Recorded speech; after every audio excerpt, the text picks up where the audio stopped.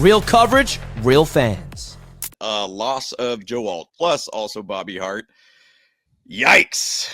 I don't know about our O-line at this point. We did make a trade, obviously, today for Trevor Penning, 2027 six-round pick. I mean, for what it's worth, we'll see where it goes. I mean, hey, he was an old first-round pick. He was a high-level first-round pick. Hasn't really panned out very well with the Saints, but bottom line, a lot of the fan base don't really like it. A lot of the Saints fan base are okay with getting rid of him. But at the same side, Chargers had to do something to hopefully stabilize that O-line. So we'll see what happens. But there's a little bit of level of feeling a loss at some way just because of the injury issues.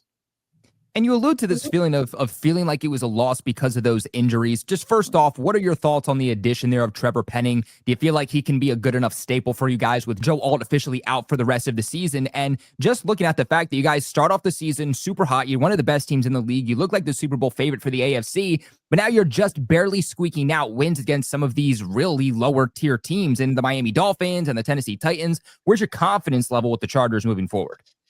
You know, we're still 6-3. My thought process is find a way to get 4 wins to get a chance to the playoffs. Get 5 wins, you'll get to the playoffs.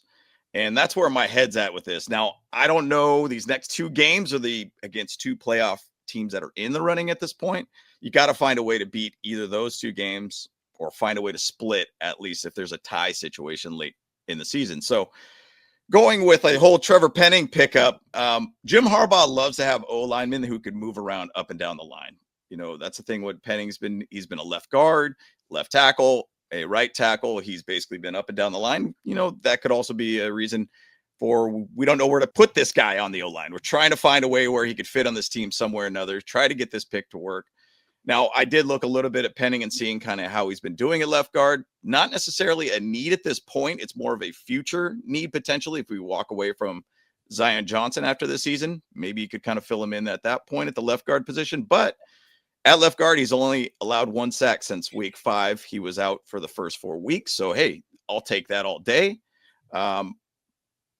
Also, at right tackle, last year he was 70.1 off the run blocking rate, too, in 2024. So, I don't know where we're going to fit him, but obviously it's going to be at probably left tackle at this point, possibly right tackle. I don't know where we're going to put him, but bottom line, we just got to get some bodies out there at this point. Now, for the season-wise, it's all on Herbert. It's all on Herbert at this point. And he's very, very good still with pressure in his face. He still can make plays.